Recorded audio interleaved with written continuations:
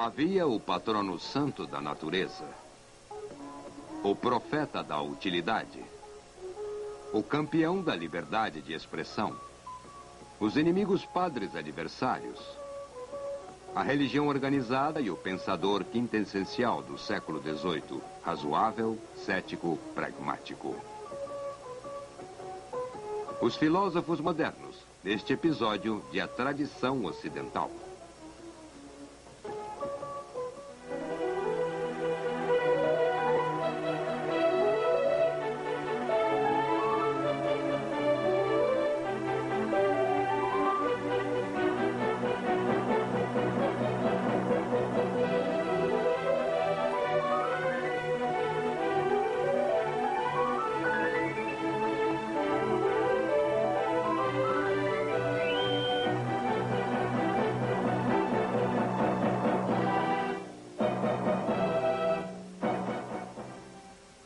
E agora o professor da Universidade da Califórnia, Eugene Weber, em sua jornada através da história da civilização ocidental.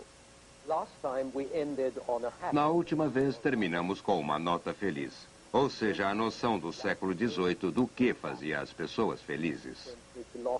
Lembrem-se que os filósofos do século XVIII poucas vezes paravam de falar na felicidade, e principalmente da felicidade na natureza, no ar puro, e vivendo a vida natural.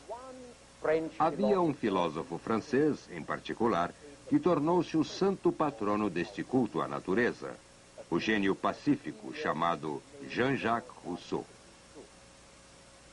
Foi Rousseau que inventou os grandes lemas da Revolução Francesa, que aconteceu 11 anos depois de sua morte.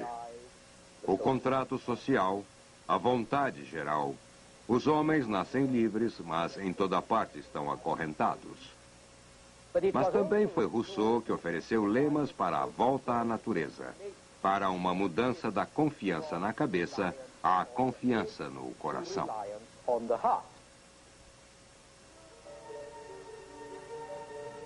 Rousseau pedia por seres humanos que eram genuínos em um mundo que era genuíno.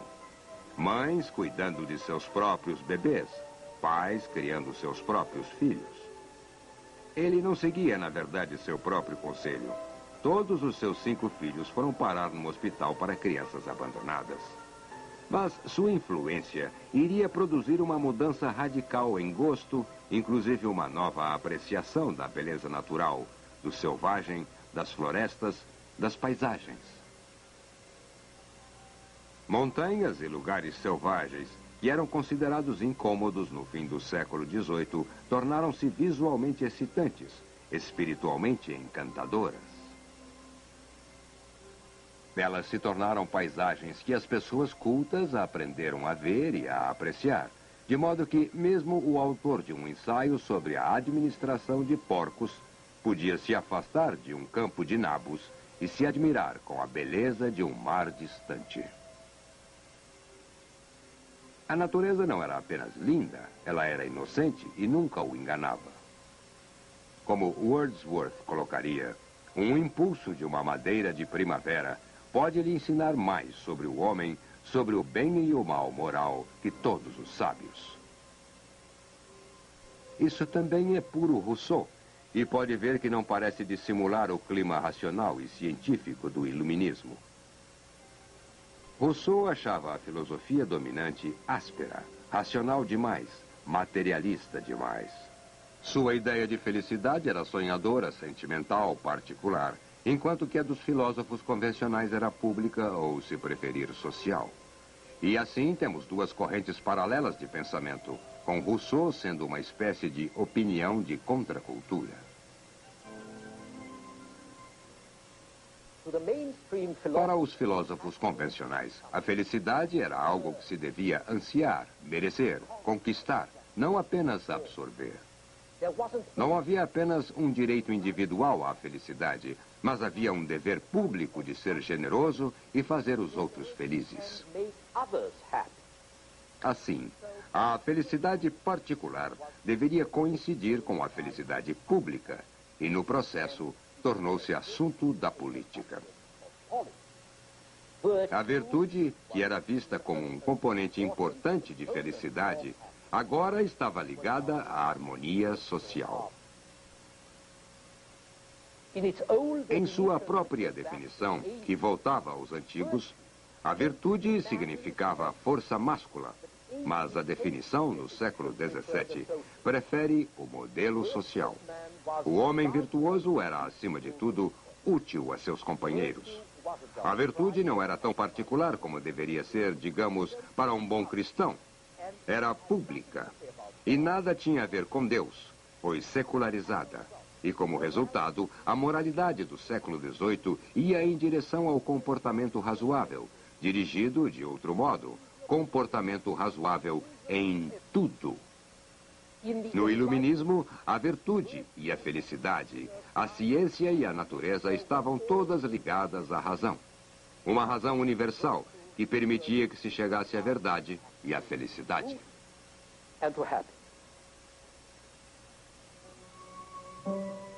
E a razão era também o segredo do progresso. O progresso material que acompanhava o progresso intelectual e que trazia com ele o progresso moral. E com este progresso vinha o otimismo, uma invenção do século XVIII, e também a noção de utilidade, valor, que eram combinados e simbolizados em cenas como essa. A utilidade foi definida pelo alto sacerdote Jeremy Bentham como a propriedade ou tendência de algo para preservá-lo de problemas e sofrimentos, ou lhe trazer algum bem. Assim, para o indivíduo, a utilidade era o que aumentava a felicidade de uma pessoa ou seu bem-estar. Mas para a sociedade, a utilidade se traduzia numa regra em que a medida de uma política estar certa ou errada era demonstrada por uma felicidade maior ou para um maior número de pessoas. Esse era o utilitarismo, que combinava moralidade e interesse próprio com o que os utilitaristas chamavam de interesse próprio iluminado, que fazer o bem era por seu próprio interesse como cidadão e que buscar o interesse próprio contribuía ao bem-estar comum. Os promotores da Revolução na América eram utilitaristas, como Benjamin Franklin, bem como os fundadores das economias liberais, como o escocês Adam Smith. E pode-se dizer também que o pensador típico do iluminismo era utilitarista.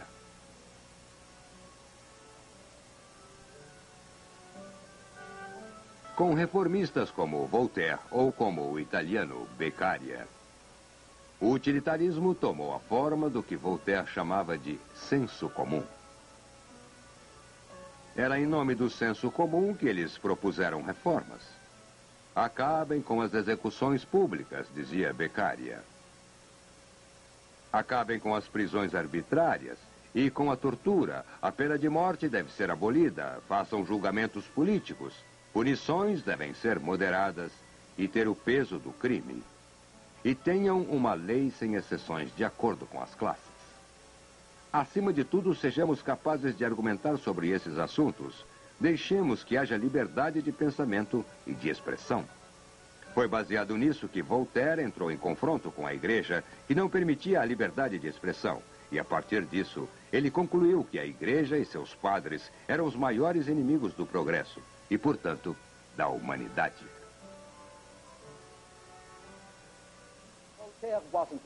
Voltaire não era contra Deus. Vejam bem, ele provavelmente concordava com um cavalheiro que orasse: "Ó Deus, se existe um, salve minha alma, se eu a tiver."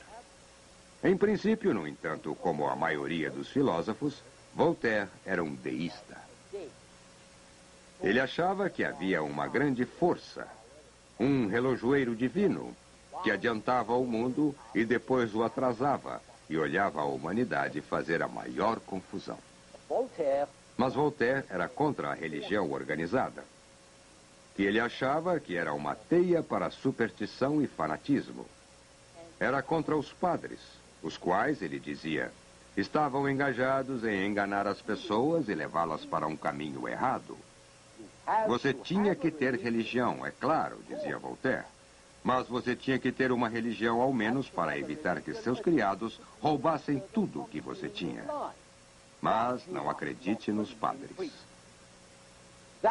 Esse era um credo anticlerical, uma luta poderosa que pregava a intolerância contra os intolerantes, mas compreensão e tolerância para aqueles que não se conformavam com os princípios da religião estabelecida. Uma religião que, naqueles dias, ainda poderia condenar os infiéis a uma morte hedionda.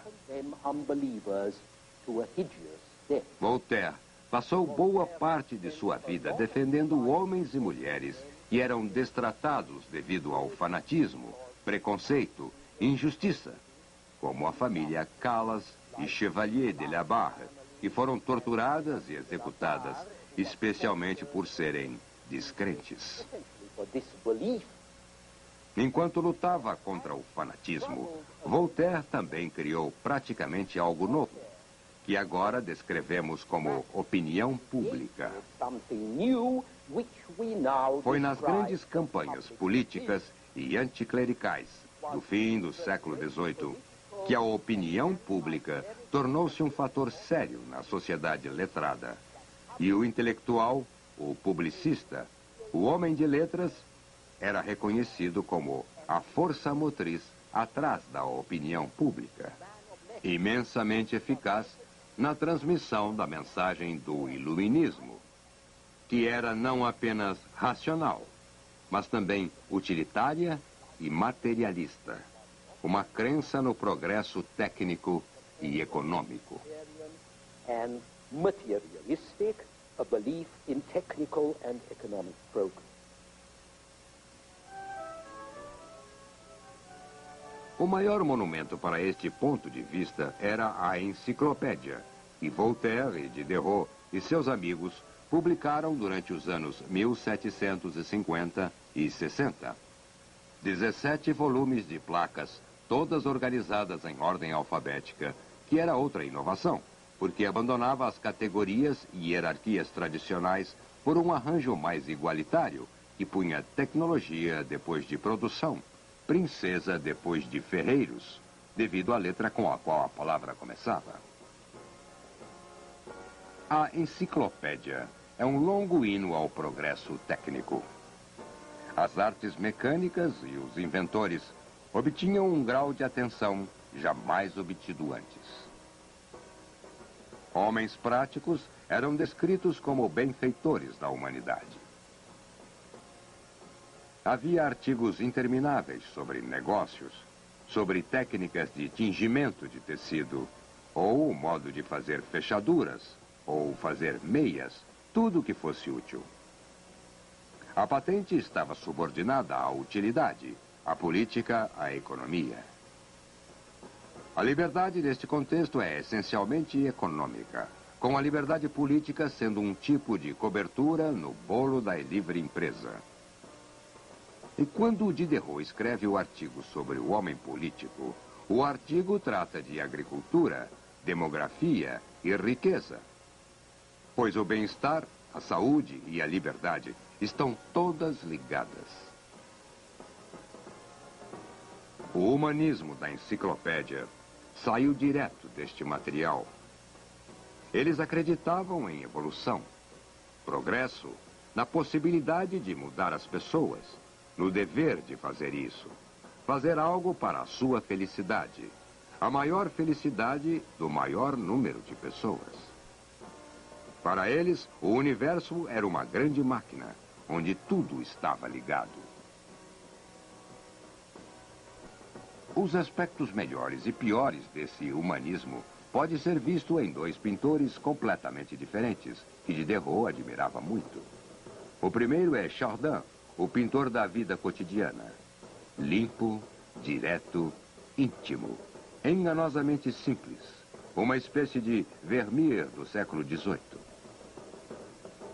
O segundo, no entanto, é Greuze, melodramático, moralista, sucinto e geralmente sentimental. Olhem essas garotas tão inocentes que não se confiaria a elas nem um feixe de palha. Vejam a família reunida em torno de um pai moribundo. Greuze, como Rousseau, representava o lado sentimental do iluminismo. Lembrem-se, no entanto, que foi o apelo dos filósofos aos sentimentos, bem como à razão, que lançou a campanha para as punições menos terríveis, por um código penal menos pesado, por um tratamento mais humano de nossos semelhantes, de modo que as pinturas da segunda classe poderiam ser úteis para uma boa causa, a utilidade de novo.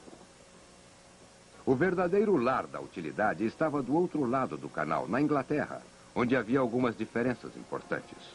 Onde os filósofos continentais esperavam que seus déspotas esclarecidos, em seus estados burocráticos centralizados, impusessem as reformas necessárias e produzissem uma economia mais eficiente. Os ingleses achavam que tinham uma economia eficiente, precisamente porque sua burocracia não era grande coisa e porque eles tinham evitado um Estado autoritário. Eles estavam protegidos pelo oceano, estavam protegidos por sua frota e mantinham o governo no mínimo, pois sentiam que os indivíduos funcionavam mais eficientemente quando eram deixados em paz e não quando tinham que obedecer ordens.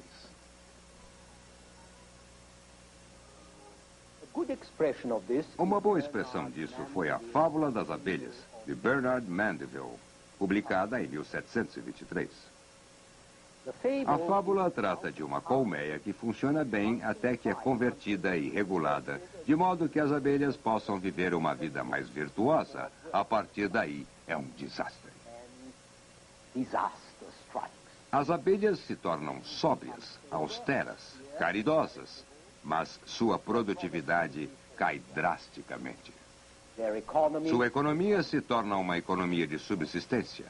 Nada de luxos, autoindulgência, nada mais de perder tempo rodeando as flores, cheirando-as, nada mais de melhorias, de ganância, nem de excessos. Então, não há mais mel, não há mais cera. É uma catástrofe. E a conclusão? Vícios individuais são bons para a sociedade. O egoísmo de cada um condiciona a prosperidade de todos.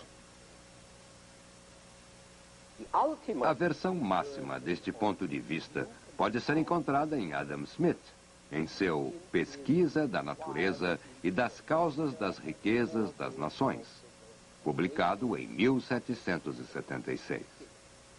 Nela, Smith defende a harmonia fundamental do interesse próprio.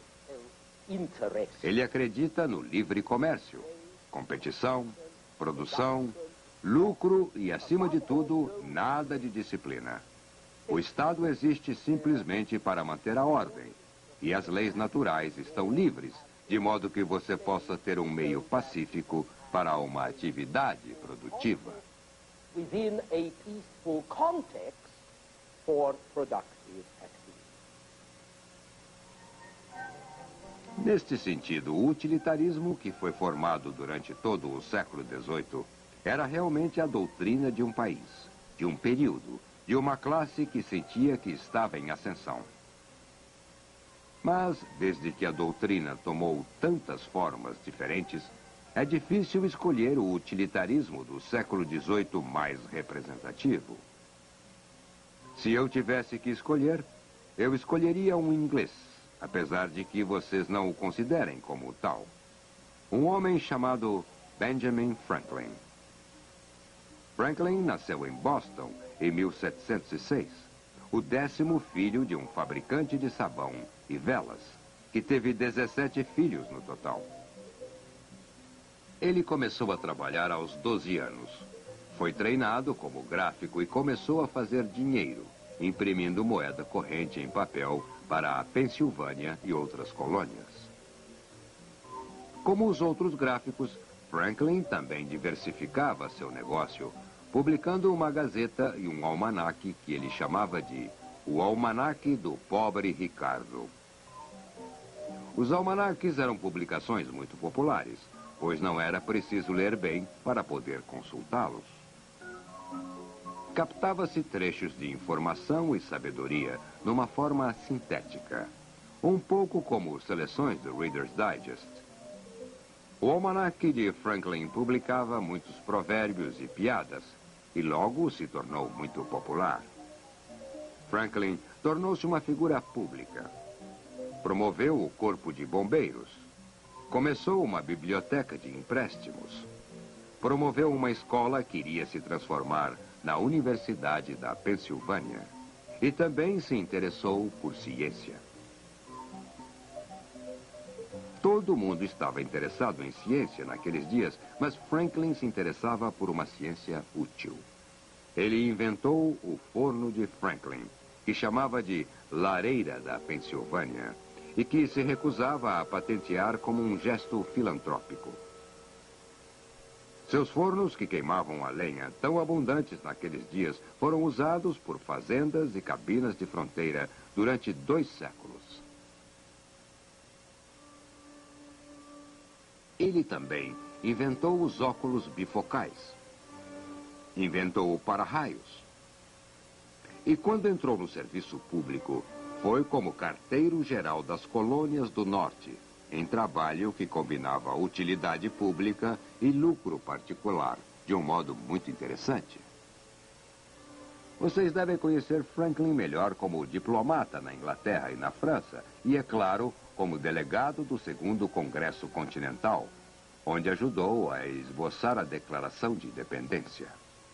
Mas mesmo quando estava engajado em assuntos de importância nacional e internacional, ele continuava trabalhando em coisas básicas, como drenagem de pântanos, melhoria dos canais de água para cavalos, melhorando chaminés fumacentas, fazendo que as ruas fossem mais limpas. E quando foi criticado por prestar atenção em assuntos tão triviais, respondeu: a felicidade humana é produzida não tanto por grandes peças de sorte, o que raramente acontece, como por pequenas vantagens que ocorrem todo dia. Explicava que se você ensina um jovem a se barbear e a manter a navalha em ordem, você contribui mais para a sua felicidade do que se fizer algo mais grandioso, porque, vou citá-lo, ele escapa do aborrecimento frequente de esperar por barbeiros com seus dedos sujos, hálito desagradável e navalhas sem corte. Ele poderá se barbear quando tiver vontade e com um bom instrumento. Em sua autobiografia, Franklin insiste que Deus ajuda a quem se ajuda. O destino da pessoa é determinado em grande parte por seus atos, ele declara. E se você quiser vencer, aprenda as regras da natureza, especialmente da natureza humana. Assunto em que Franklin é tão realista e pragmático como qualquer outro. De certo modo, seu almanaque do pobre Ricardo serve como guia através do território arriscado chamado vida. Como pode contar com os outros quando não pode contar consigo mesmo? Por que culpar os lobos de comerem as ovelhas quando os homens comem muito mais do que os lobos? Quanto melhor entender o mundo, diz o pobre Ricardo, menos gostará dele. Mas Franklin não desprezava seus semelhantes, ele apenas não os exaltava. Eles eram falíveis, iludidos consigo mesmos, cruéis e irresponsáveis. E ainda assim, eles eram capazes de iluminação, de melhorias. Então, mesmo que o mundo fosse um lugar difícil, onde os fortes comiam os fracos e o privilégio estava na posição, o mundo poderia se tornar mais suportável por atos de consertos pequenos e graduais, por autodisciplina, por autoconfiança. Quanto a Deus, dizia Franklin, ele estava melhor servido fazendo o bem aos homens. E assim, Franklin sugeria que se você sobrevive a um naufrágio, é melhor que construa um farol e uma igreja.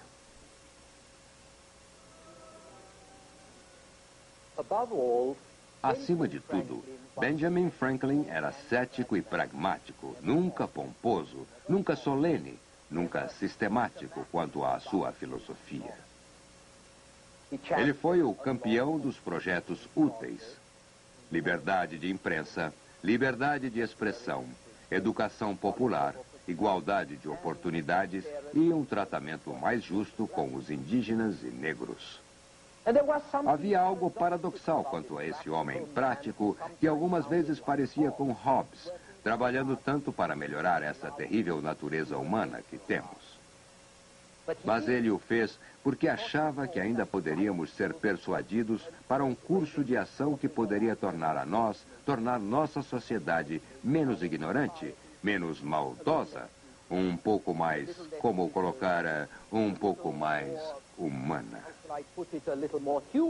Aqui estava o fator fundamental do século XVIII, o século pensado em ação, razoável, utilitário, pragmático, reformista, não revolucionário, convencido que Deus ajuda aqueles que se ajudam, que se expressou dramática e efetivamente em 1776, na Revolução Americana, como veremos em nosso próximo programa. As we shall see in our next program.